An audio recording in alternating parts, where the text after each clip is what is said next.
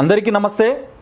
అందరూ మన అడుగుతున్నారు ఈ సికింద్రాబాద్ పార్లమెంటు ఎవరు గెలవబోతున్నారని. దాని గురించి సరే ఎందుకు పలానా వ్యక్తి గెలుస్తారని చెప్పే బదులు ఒక చిన్న విశ్లేషణ చేస్తే బాగుంటుంది కదా అని అనుకున్నాము. దాని గురించి ఈరోజు విశ్లేషణ చేస్తున్నాము. First Secunderabad parliament contesting candidates చూద్దాం.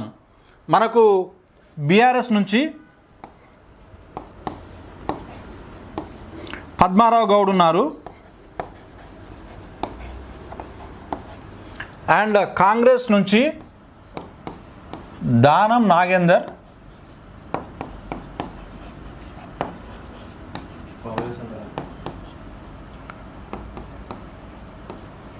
కాంగ్రెస్ పార్టీ అండ్ బీజేపీ నుంచి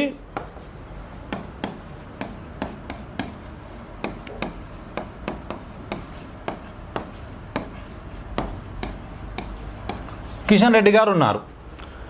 అండ్ ఇందులో ఫస్ట్ ఏంటంటే ఇలా కాంగ్రెస్ క్యాండిడేట్ దానం నాగేందర్ ఎవరైతే ఉన్నారో ఆయన యాక్చువల్గా కాంగ్రెస్ క్యాండిడేట్ కాదు.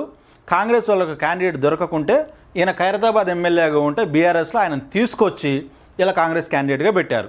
ఇది ఎందుకంటే చాలామందికి ఒక కన్ఫ్యూజన్ ఉంది, ఈయన Danam Nagender BRS candidate or TRS candidate కదా, మళ్ళీ కాంగ్రెస్ క్యాండిడేట్ అంటున్నారు ఏంటని. అందుకని ఆ ముందే క్లారిటీ ఇస్తున్నాను. రైట్, ఫస్ట్ పద్మారావు గౌడ్ గురించి మాట్లాడుకుందాము. పద్మారావు ఇవాళ బీఆర్ఎస్ నుంచి ఉన్నారు. ఆయన ఆల్రెడీ సికింద్రాబాద్ ఎగ్జిస్టింగ్ ఎమ్మెల్యే, మనందరికీ తెలుసు. అక్కడ ఎంపీ క్యాండిడేట్ దొరకక, ఎందుకంటే బీఆర్ఎస్ అంతా ఖాళీ అవుతుంది, ఆడ ఎవరు లేరు కాబట్టి ఆయననే ఎంపీ క్యాండిడేట్గా, పాపం ఆయనకి ఇష్టం లేకపోయినా కూడా పెట్టారని మనకు తెలుస్తుంది. ఒకటి. రెండోది, ఇవాళ ఇదే బీఆర్ఎస్ అనేది తెలంగాణలో లేదు, దేశంలో లేదు కాబట్టి భవిష్యత్తులో కూడా ఉంటుందో ఉండదో దానికి కూడా ఒక గ్యారంటీ లేదు. కాబట్టి తెలంగాణలో సికింద్రాబాద్ ప్రజలందరికీ అర్థమైంది ఏంటంటే ఇలా బీఆర్ఎస్కి మనం ఓటు వేస్తే ఆ ఓటు వృధా అనేది తెలిసిపోయింది. కాబట్టి బీఆర్ఎస్ గురించి పెద్దగా చర్చించాల్సిన అవసరం లేదు, ఎందుకంటే అది కాంపిటీషన్లోనే లేదు. ఇలా జర కాంపిటీషన్లో అంతో ఇంతో ఉంది ఎవరని అంటే కాంగ్రెస్ వర్సెస్ బీజేపీ. అండ్ ఈయన కాంగ్రెస్ క్యాండిడేట్ కాదు, మనం ముందే మాట్లాడుకున్నాం. బీఆర్ఎస్ నుంచి ఇలా కాంగ్రెస్లోకి వచ్చినటువంటి క్యాండిడేట్ దానం నాగేందర్. అండ్ దానం నాగేందర్ ఏంటంటే ఈ దానం నాగేందర్కి ఒక భావజాలం లేదు, అండ్ రాజకీయాల్లో ఒక వ్యక్తిత్వం లేదు, ఒక నిలకడ లేదు. ఎందుకంటే ఈయన ఫస్ట్ కాంగ్రెస్లో ఉండే, ఆంచలి టీడీపీలోకి పోయిండు, ఆంచలి మళ్ళీ కాంగ్రెస్లోకి వచ్చిండు, ఆంచలి మళ్ళీ బీఆర్ఎస్లోకి పోయిండు. ఇలా బీఆర్ఎస్ ఖైరతాబాద్ ప్రజలు గెలిపిస్తే వాళ్ళని మోసం చేసి రాత్రికి రాత్రి కాంగ్రెస్లోకి దూకిండు. కాబట్టి రేపు గెలిచాక కూడా ఈ కాంగ్రెస్లో ఉంటాడా ఇంకేడికన్నా పోతాడా, కాబట్టి అది కూడా ప్రజలకు డౌట్ ఉంది. కాబట్టి ఆయన కూడా పక్కన పెడుతురు ఒకటి. అండ్ రెండోది, దానం నాగేందర్ను ఎందుకు వద్దనుకుంటారంటే ప్రజలు ఇలా దానం నాగేందర్కి ఓటేస్తే ఎవరికి వేసినట్టు అంటే కాంగ్రెస్కి వేసినట్టు. కాంగ్రెస్కి వేస్తే ఎవరికి వేసినట్టు, రాహుల్ గాంధీకి వేసినట్టు. దేశంలో రాహుల్ గాంధీ కావాలన్నా నరేంద్ర మోదీ గారి పాలన కావాలంటే చిన్నపిల్లాడి కాంచెల్లి పండు ముసలోళ్ళ వరకు అందరూ కూడా నరేంద్ర మోదీ గారే కావాలంటారు. కాబట్టి ఆటోమేటిక్గా ఆయనకు అట్లా ఓటు వేయడం వల్ల ఉపయోగం లేదనేది ప్రజల యొక్క అవగాహన. అండ్ మూడో పాయింట్ ఏంటంటే ఇలా కాంగ్రెస్కి ఓటేస్తే ఒక తాలిబాన్ల ప్రభుత్వం, ఒక ఉగ్రవాదుల ప్రభుత్వం వస్తుంది దేశంలో. అదే బీజేపీకి వేస్తే దేశం చాలా సురక్షితంగా సుభిక్షంగా ఉంటుంది అనేది ప్రజల యొక్క నమ్మకం. ఈ మూడు విషయాల దృష్ట్యా దానం నాగేందర్కి కూడా ఓటేసే పరిస్థితి లేదు.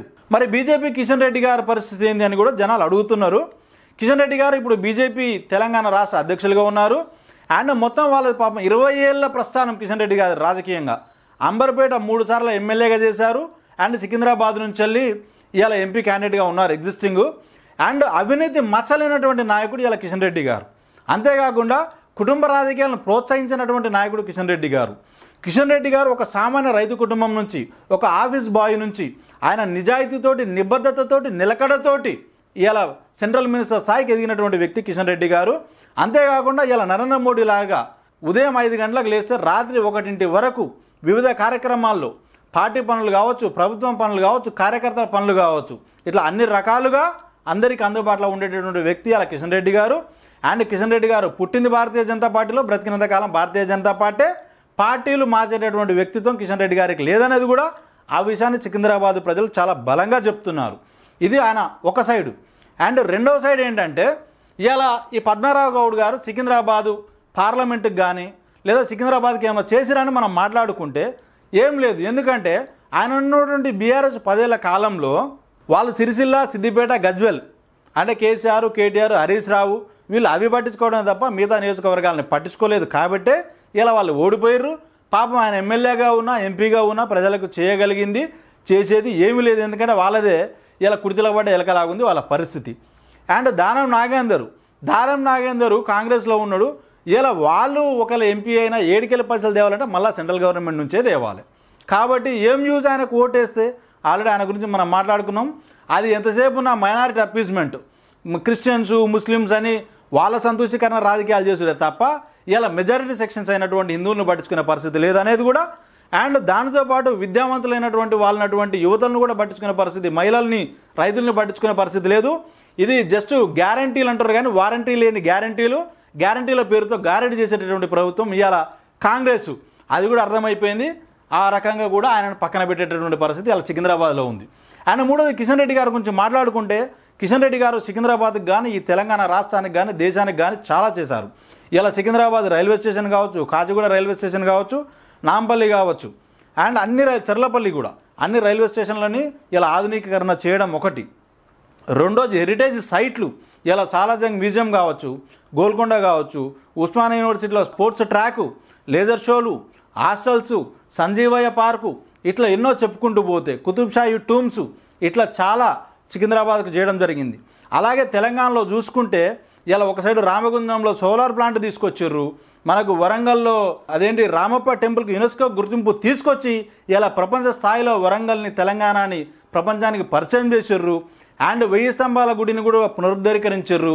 అంతేకాకుండా ఇలా జోగులాంబ కావచ్చు, భద్రాచలం కావచ్చు, సమ్మక్క సారక్క జాతర కావచ్చు, వాటిని ఇలా ఒక ప్రపంచ స్థాయికి తీసుకుపోయే ప్రయత్నం కిషన్ రెడ్డి గారు చేశారు.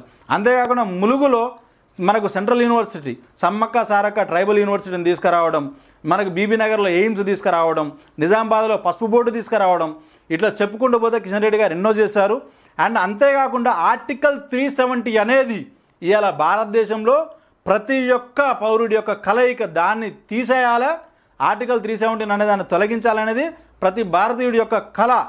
అటువంటి భారతీయుడి యొక్క కళను ఇలా నెరవేర్చడంలో కిషన్ రెడ్డి గారు ప్రధాన భూమిక పోషించారు. ఎట్లాగంటే వాళ్ళు హోమ్ మినిస్టర్లో సహాయ మంత్రిగా ఉండి 6 నెలలు ఢిల్లీలో ఉండి ఇలా ఆర్టికల్ 370 తొలగించడంలో చాలా కీలక పాత్ర పోషించిన వ్యక్తి కిషన్ రెడ్డి గారు.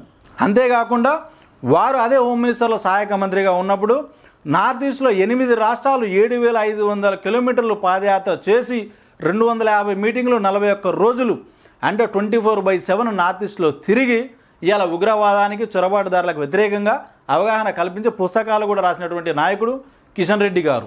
ఇట్లా చెప్పుకుంటూ పోతే కిషన్ రెడ్డి గారి గురించి ఎన్నెన్నో ఉన్నాయి. అంతేకాకుండా ఇవాళ కిషన్ రెడ్డి గారు, నరేంద్ర మోదీ గారు కిషన్ రెడ్డి గారిని చాలా అంటే చాలా అభిమానిస్తారు, దగ్గరికి తీస్తారు. రేపు గెలిచిన తర్వాత ఇంతకంటే ఉన్నత స్థాయిలో కిషన్ రెడ్డి గారు ఉంటారు.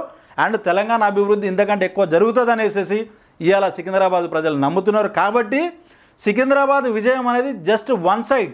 ఈసారి కిషన్ రెడ్డి గారు దాదాపు ఒక 3 లక్షల మెజారిటీతో గెలవబోతున్నారు అనేది సికింద్రాబాద్ ప్రజలు చాలా బలంగా చెప్తున్నారు. అలా జరగాలని కోరుకుంటూ ముగిస్తున్నాను. జై శ్రీరామ్, భారత్ మాతాకి జై.